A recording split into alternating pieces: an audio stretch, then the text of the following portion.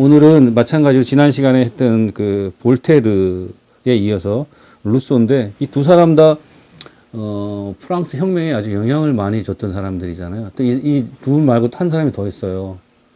그 몽테스키에라고 법의 정신을 얘기했던 몽테스키에가 상권 분립에 대해서 얘기를 했고, 이제 루소가 얘기하는 그 사회 계약론 자체는 이제 프랑스 혁명의 바이블이라고 얘기를 하잖아요. 아무튼 이제 그 루소에 관한 이야기인데, 루소가 보면은 상당히 감성적인 사람이고, 그리고 그렇기 때문에 이 사람이 마지막 말년에 쓴 책이 그 뭐죠? 고독한 산책자의 몽상인가 있잖아요. 여기서 말하는, 그러니까 이 사람은 평생을 상당히 고독하고 외롭고 쓸쓸한 그 모습으로 살아갔는데, 그게 어떤 자연상태 인간의 모습, 자기가 보여주는 게 자연상태 인간의 모습이라고도 생각했던 것 같아요. 아무튼 이 루소 같은 경우에는 스위스 제네바 출신입니다. 제네바 출신이고, 제네바 출신에서 이제 프랑스 16세기 종교의 전쟁을 피해서 프랑스에서 넘어온 개신교 집안에서 태어나게 됐죠. 근데 루소는 태어나자마자 엄마가 죽었어요. 그래서 여성에 대한 어떤 컴플렉스가 좀 있는 사람이었어요. 그리고 아버지는 어렸을 때부터 루소에게 뭐 플루타크 영혼정인이나 뭐 이런 거 고전을 많이 읽어주던 사람이었는데 성격이 괴팍했나 봐요. 10살 때 양육을 포기하고 집을 나가 가출해 버렸어요. 그러니까 상당히 어떤 불우한 삶을 살았고, 교육을 받지 못한 상태에서 살고 방황을 하다가 어느 귀족 부인을 만납니다. 그게 바랑 부인이라고 하는데, 바랑 부인하고 나중에 뭐 어떤 연애 감정도 싹 트기도 하지만, 이 여인을 통해서 어떤 엄청난 독서와 그 다음에 시적, 문학적 감수성 이런 것들 다 배우게 돼요. 그리고 종교적인 어떤 감수성도 배우게 되는데, 이 부인을 통해서 프로테스탄트에서 캐톨릭으로 개종을 하게 돼요. 근데 개종을 하게 되는 것도 재밌는 게 뭐냐면, 이 신부가 이 바랑 부인이 좋아했던 그 책이 있는데, 뒤에도 이제 뒷부분에도 말씀드릴 텐데, 피에르 베일이라는 신부가 있어요. 이 신부가 쓴 책을 상당히 애독했는데, 이 신부는 가톨릭의 반항아예요. 가톨릭 사상, 가톨릭 교회에 대한 어떤 그 상당히 부정적인 이야기들을 쓰면서 얘기를 하는데, 이제 오늘 후반부에 말씀드렸던 바로 이 피에르 베일 신부를 모형으로 한 게 바로 에밀에 나오는, 이 에밀 책에 나오는 뒷부분에 사보가야 신부의 고백이 나오는데, 그걸 모형으로 해서 이제 에밀에서 그 루소가 이야기를 하고 있는 내용들입니다. 아무튼 그 바랑 부인을 통해서 가톨릭 교회에 대해 반가톨릭적인 어떤 그런 가톨릭 넘어서는 이야기를 배웠고, 그리고 루소는 참 사상가이기 전에 어떤 예술가였어요. 또 음악가였어요. 음악적인 재능으로 성공하길 바랐는데, 파리 사교계에서는 아무도 그의 음악을 받아주지 않았어요. 사실 좋아는 했지만 재주가 없었다는 거겠죠. 그리고 문학적인 어떤 야심도 있었지만 성공하기가 힘들었고, 그리고 항상 볼테르하고 나이 차가 열 몇 살 나지만, 볼테르는 부잣집, 돈이 있었고 그런 것이 있었지만, 이 사람은 돈이 없는 시계공의 아들로 태어났단 말이죠. 그래서 항상 그 사교계에 입성을 하려고 해도 힘들었어요. 그리고 적응이 힘드니까 결국에는 이 사람이 걸었던 삶은 어떤 비판적 사유의 삶으로 자기 삶을 계속 끌어갑니다. 이 사람이 쓴 이제 몇 가지 책들을 가지고 일단 말씀드리면은, 우리가 자연으로 돌아가라고 얘기했던 그 루소를 생각하면 자연으로 돌아가라는 말이 나오는데, 그 자연으로 돌아가라는 것을 이제 맨 처음에 이제 각성하는, 깨어나는 계기가 됐던 게 바로 학문예술론입니다. 그래, 학문예술론이라는 책을 이제 처음 내놓으면서 이 사람이 어떤 그 디종 아카데미라는 곳에서 현상 논문에서 최우수상을 받게 된 논문이죠. 여기서는 학문과 예술의 진보가 인간의 풍속을 순화시키는데 얼마나 기여했는가라고 하면서, 결론은 아니다, 자연으로 돌아가라는 이제 그런 이야기들을 쭉 학문예술론에서 피고, 그 다음으로 나온 책이 이제 인간 불평등의 기원론인데요. 인간들 사이에서 불평등의 기원은 도대체 무엇인가라는 것들. 그리고 이 불평등은, 인간에 있는 불평등은 자연법에 대해서 인정될 수 있는가라는 물음들. 그리고 목가적이고 자연적인 상태에서 자유롭고 평등하게 태어난 인간이 왜 불평등이 생겨났는가. 이게 인간 불평등 기원론 처음 읽어보면 첫 장 앞부분에 이런 얘기가 나와요. 신은 인간에게, 자연은 인간에게 평등을 주었는데 인간은 불평등을 만들었다는 거죠. 이제 이러면서 인간의 자연 상태의 인간에 대해서 쭉 얘기를 하지요. 그래서 어쩌면은 그 루소가 얘기하는 자연 상태라는 거는 현재 인간이 가진 성질 중에서 가장 근원적이고 인위적인 것을 제거하고 그것을 식별하고 또 이제는 존재하지 않는 어쩌면 유토피아 같은 내용들이 자연 상태가 아닌가라고 이제 얘기를 하죠. 그래서 어떤 순진무구한 자연인이 자연 상태에 있는 인간이 사회 상태로 들어가면서 타락을 한다는 거예요. 자연 상태에 있을 때는 타락이나 어떤 도덕적인 문제가 없는데 그리고 신도 이 자연 상태에서는 필요하지가 않아요. 루소에게 있어서는. 근데 사회 상태로 들어가면서 타락하게 된다는 거죠. 그 타락하는 내용들을 살펴주고 있는 내용들이 바로 이 에밀과 그 뒤에 나오는 신 엘로이즈나 사회 계약론의 내용들이 바로 계속 인간이 자연 상태에서 사회 상태에 들어가면서 어떻게 타락하고 있는가라는 부분을 얘기하고 있는 것들이죠. 그리고 1761년에 나온 신 엘로이즈라는 것은 이 사람이 문학적 야망이 있었던 것처럼 장편 소설을 써서 자연적인 생활을 하는 삶에다가 윤리 도덕적인 의미를 추구하는 내용들을 소설로 써 내려갑니다. 그래서 어떻게 보면 이 신 엘로이즈라는 그 루소의 작품이 곧이어 등장하게 될 유럽의 낭만주의에 영향을 주지 않았는가라는 얘기도 하고 있습니다. 그리고 가장 유명하다고 얘기하는 책 중에 하나는 그 사회계약론이 그러니까 지필이 상당히 그 짧은 시간 내에 많이 이루어지고 있더라고요. 이제 사회계약론이 나오는데 여기서 유명한 말 우리가 많이 듣던 말이 있죠. 인간은 자유롭게 태어났으나 도처의 쇠사슬에 매여 있다. 자유롭게 태어난 인간이여 자연으로 돌아가라. 예. 바로 어떤 이 자유에 대한 어떤 갈망, 자연 상태로 했던 복귀, 어떤 이런 것들이 프랑스 혁명의 어떤 이론적 기초가 된 어떤 바탕이 된 어떤 내용들이 아니었나라는 거죠. 마찬가지로 이 사회 상태로 들어가는 인간들이 어떻게 타락하는 것이에 대한 어떤 해답을 제시하는 것이 바로 이 사회계약론이라고 합니다. 그래서 정치 제도로서 어떤 정신적 도덕적인 면으로 자유를 상실한 사회적 인간의 자연이자 또 본성을 회복하기 위한 근본 원리로서 이 사회계약론을 내놨다는 거죠. 따라서 이 책은 프랑스 혁명의 성서, 바이블이라고 부릅니다. 나폴레옹 같은 사람은 이 사회계약론이 없었다면 프랑스 혁명도 일어나지 않을 거라고 얘기를 했고, 그 다음에 단두대에 올랐던 황제가 누구죠? 루이 16세 같은 경우에는 내 목을 친 두 놈이 있는데 그 중에 한 놈이 루소라고 하는 거죠. 이 책을 썼던. 예. 그래서 결국은 이 사회계약론에서 얘기하는 것은 바로 정의로운 시민사회를 요청하는 겁니다. 그래서 좋은 정치 질서의 요건을 정리하고 제시하는 게 바로 철학자의 임무고 사상가의 임무라는 거죠. 그래서 홉스의 리바이어든이 제시했던 근대국가, 인간의 행복한 삶의 방식은 리바이어든이 제시했던 근대국가에서 한 군주로서 나타나는 그것은 무관하다는 거죠. 그 리바이어든이 제시했던 그 근대국가마저도 돈이 인간 가치의 척도가 되어버렸고 덕은 망각되었다는 겁니다. 그래서 그 리바이어든에서 얘기하는 그 국가는 이기심과 빈약한 시민 정신을 유발하고 있다는 것. 그래서 좋은 삶이라는 것, 뭐 스토아 학파에서도 얘기했던 그런 얘기겠죠. 좋은 삶이라는 어떤 도덕적이고 충만한 삶은 근대 국가에서 얘기하는 리바이어든에서 근대 국가 개념에서는 존재하지 않는다라는 것들이죠. 그래서 여기서 사회계약론에서 얘기하는 시민사회의 조건은 바로 계몽이 아니라 엄격한 도덕교육이 돼야 된다라는 거죠. 그러면 이 엄격한 도덕교육의 그 바탕은 무엇으로 이루어지는가? 정의라는 거죠. 정의란 무엇인가? 라고 물어봤을 때 루소에게서는 그 자연스러운 것은 무엇인가라는 물음으로 되돌려지고, 그럼 시민사회가 자연스러운가?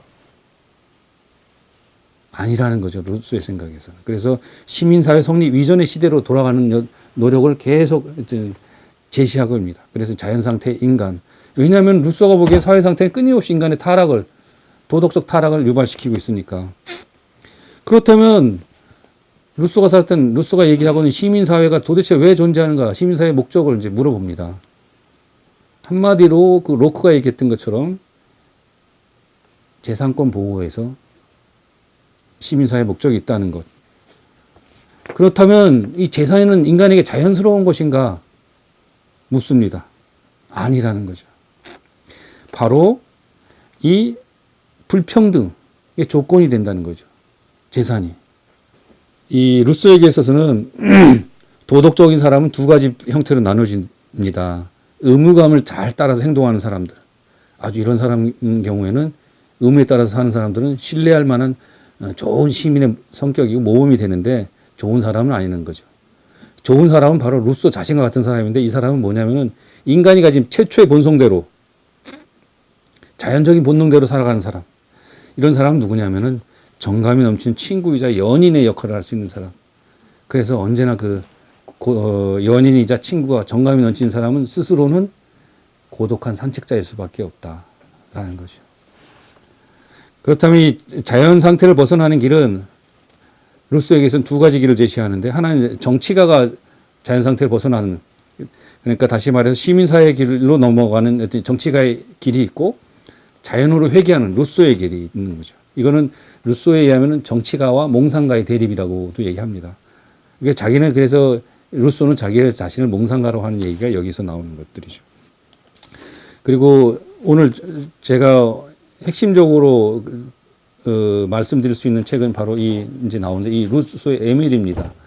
에밀이 상당히 유토피아적인 성격을 갖고 있어요. 에밀 혹시 읽어보셨나요? 에밀 뭐 얇게 나온 다이제스트 판도 있지만 이게 완역인데 이게 하나의 어떤 어린 아이가 성장해서 사춘기 넘어서 이렇게 나간 그 과정이 쭉 다 나와 있는데 제가 보기엔 대단한 책이긴 합니다.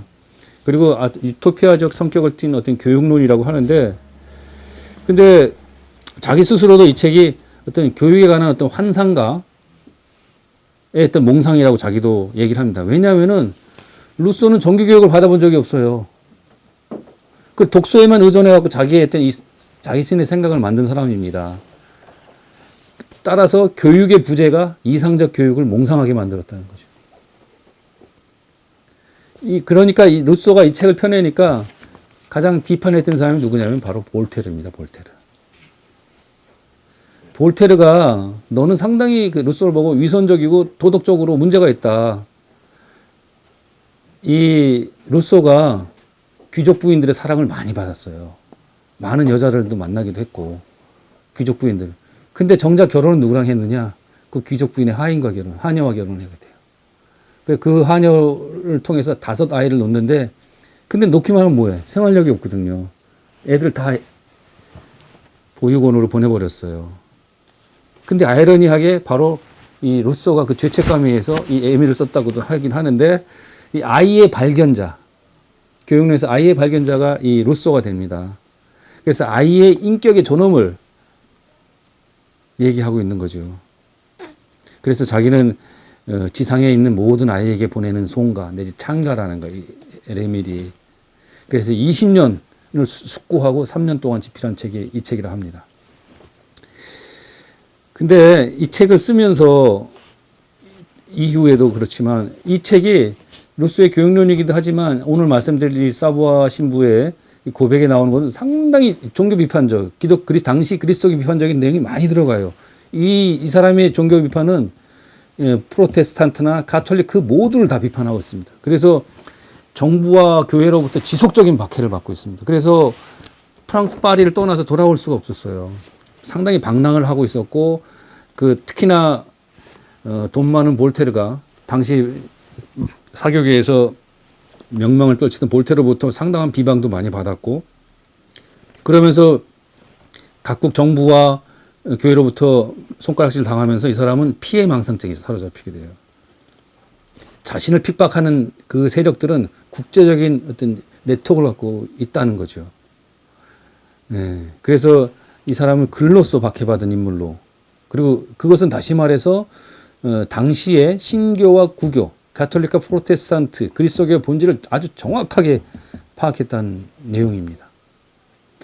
그리고 말년에 가서 이제 한 1770년에 말년에 가서 파리에 안주하면서 이제 그때서야 이제 고백록을 쓰게 되고 그다음에 고독한 산책자의 몽상이라는 이런 책도 쓰게 되고 그러면서 66세의 나이에 이제 사명하게 되는데 흥미로운 건요. 이 사람이 죽기 전에 고독한 산책자의 몽상이나 이 파리 근교에 이렇게 살면서 식물학에 대해서도 연구를 많이 했다고 하죠. 근데 이 사람이 죽고 난 다음에 1789년 11년 뒤인가요? 1778 다음에 프랑스 혁명이 일어나잖아요. 로베스피에르가 이 사람의 시신을 다시 프랑스 팡테온 묘지로 이송을 하게 됩니다. 이장을 하게 되는데 흥미롭게 이장하는데 행렬에 따라갔던 사람이 맨 앞장에 섰던 사람이 식물학자. 그 다음에 루소가 항상 꿈꿔왔던 어릴 때부터 꿈꿔왔던 그 음악에 대해서 음악가. 그 다음에 아버지가 시계공이었기 때문에 수공업자들. 그 다음에 그 뒤에 아이에 대한 그런 갈망 때문에 아이를 얻은 엄마들. 그 다음에 행사의 주체자인 그 시민혁명 공화주의자들의 어떤 요원들 행서로 쭉 행렬순으로 이렇게 쭉 갔다고 하는데 또 평생 이렇게 왼수처럼 지냈던 볼테르하고 마주보고 누워 있었다고 합니다. 이 제가 그 두 번째 제목을 마음의 하느님을 찾아서라고 써놨는데요. 저는 그 루소가 뭐 프랑스 혁명에 영향을 줬고 어떤 계몽주의자로서 어떤 그런 뭐 사실 계몽주의를 상당히 비판을 했죠. 그렇지만 이 루소가 갖고 있는 종교심 자체는 마음의 종교라고 저는 생각을 합니다. 그래서 하나 혹시 이 책을 읽어보신 분 있는지 모르겠지만 이걸 추천해드리고 싶은데 카렌 안스트롱이라는 그 영국의 전직 수녀님으로 있다가 옷을 벗었는데요. 제가 이 수녀님 이 책은 앉은 자리에서 그냥 쉬지 않고 읽었어요. 저도 재밌어요. 네. 여기 보면은 특히 제가 포스트를 꽂아놨는데 신은 내게 아무 말도 걸지 않았다라는 건데 이 수녀원 생활이 나와요. 거기서 쓴 걸 제가 이거 한번 읽어드리면 오늘 이따 말씀드릴 거하고 연결될 것 같아서 제대로 된 수녀라면 신을 위해 모든 것을 버리고 세상을 영영 등져한다는 것을 나도 알았다. 하지만 신은 어떻게 된 것일까? 내 인생은 뒤집어졌지만 신은 그대로였다. 우리가 하루하루를 침묵 속에서 살았던 것은 신의 말씀에 귀 기울이기 위해서였다. 하지만 신은 나한테 아무 말도 걸지 않았다. 이제 이러면서 자신이 이제 뭐 여러 가지 뭐 수도 생활하면서 여러 가지 이야기를 쭉 쓰다가요. 그러면서 의심을 계속 하는 거예요. 그러다 그 다음에 이런 말이 나옵니다. 이렇게 끔찍한 의욕을 품고 사는 수녀한테 신이 모습을 드러낼까? 근데 결국엔 이 수녀님한테 카렌 암스트롱 자선인데 드러냅니다. 이 카렌 암스트롱이 만났던 자신의 마음의 진보라고 표현했는데 이 나선영의 마음의 진보를 통해서 얻었던 신하고 바로 오늘 제가 말씀드렸던 에밀에 나오는 사보야 신부의 어떤 하느님하고 맥락을 같이 하지 않는가 싶어서 제가 이 책을 소개시켜 드리는 거예요. 일단 이 사람이 얘기하는 그리스도교에 대한 도전, 그리고 이 사람이 주창했던 시민 종교, 이 내용 두 가지를 이제 먼저 말씀드릴게요. 일단 루소는 그리스도교가 가진 신정권의 위험을 제기한 아주 유용한 인물입니다. 그렇지만 루소에게 있어서는 종교를 제대로 이해한다면 종교는 심리적으로나 정치적으로 아주 유익하다고 생각을 했어요. 다만 계시에 의존하지 않고 인간에게 종교의 유익함을 최초로 설명했다는 것. 그 당시에 신교고, 구교고, 프로테스탄트고, 가톨릭은 다 계시 종교, 계시에 의해서 하느님을 설명했단 말이죠. 근데 이 루소는 하느님에 의존하지 않습니다. 계시에 의존하지 않는다. 하느님에 의존하지 않는 것이 아니라 계시에 의존하지 않는다는 것이 바로 당시 신교와 가톨릭 그 모두에게 커다란 도전이었다는 거죠. 그래서 그리스도교를 이렇게 비판합니다. 그리스도교는 전적으로 영적인 종교로 오직 하늘의 일에만 전념하고 있다. 국가가 필요로 하는 시민 종교로 제공할 수 없다. 사회 결속을 느슨하게 만들고 신자들로 하여금 세상의 사물에서 멀어지게 함으로써 독재자를 유리하게 만드는 종교가 바로 그리스도교였다는 거죠. 그렇다면은 이 루소가 얘기하는 시민 종교가 무엇인가? 즉 종교가 정치적으로 필요한 이유, 필수적인 이유가 무엇인가를 묻습니다. 이것은 어떻게 사회 계약 속 안에서, 사회 계약을 맺은 사회 속 안에서 공공의 평화를 어떻게 보존할 수 있을까에 대한 물음과도 연결되죠. 시민 종교의 목적은, 다시 말해서 시빌 렐리지온의 목적은 사회 계약을 도덕적으로 보호하는 데 있다는 거죠. 그러니까 루소에게서 종교의 목적은 도덕적인 어떤 유익함에서 온다는 겁니다.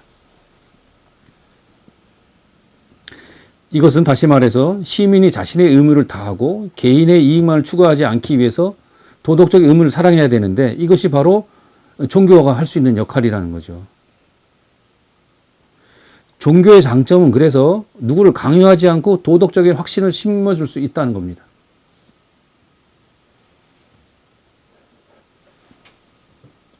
그리고 이 시민 종교 교리는 아주 이성에 의해서 단순 명확해야 된다는 것. 그리고 계속적으로 시민 종교의 목적은 자연 종교의 교리를, 단순 명확한 자연 종교의 교리를 받아들여서 공적인 이익에 매진을 해야 되고, 또 공적인 이익에 매진해야 되는데, 이 공적인 이익에 매진해야 되는데 입법자들, 법을 만드는 사람들은 종교에 대한 관용들을 허락하지 않더라. 교회법을 만드는 사람도 마찬가지가 되겠죠. 그래서 루소가 이런 얘기를 하죠. 저주받는 것을 믿는 사람들과 함께 평화롭게 사는 것은 불가능하다. 지옥을 얘기하고 저주를 얘기하는 사람들하고 어떻게 평화롭게 살아갈 수 있단 말인가, 이런 얘기죠. 명동에는 평화롭지 않은 사람이 너무 많아요. 그죠? 서울역 앞에도 많고. 불신지옥에는 평화가 없잖아요.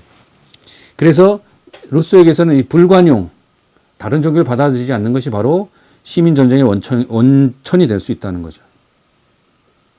그래서 시민 종교는 단순 명확하게 상식적으로 모두가 인정할 수 있는 보편성에 바탕을 둔다는 거죠. 그래서 시민 종교의 관점에서 본다면 무신론자가 문제될 수 있는 경우는 그가 도덕적인 문제를 가졌을 때만이라는 거죠. 오히려 광신보다는 무신론이 낫다는 얘기가 됩니다. 이제 그렇다면은 이 광신에서 나오는 거, 아까도 저기 전 PD님하고 얘기했는데, 근본주의가 뭐냐? 종교 근본주의라는 것은 바로 종교 교리와 도구마와 국가 권력이 결합했을 경우에 이건 종교 근본주의가 나오는 겁니다. 지금 중동 지방에서 벌어지는 이런 모든 싸움들을 보세요. 종교와 국가 권력이 결합한 상태에서 나오는 겁니다.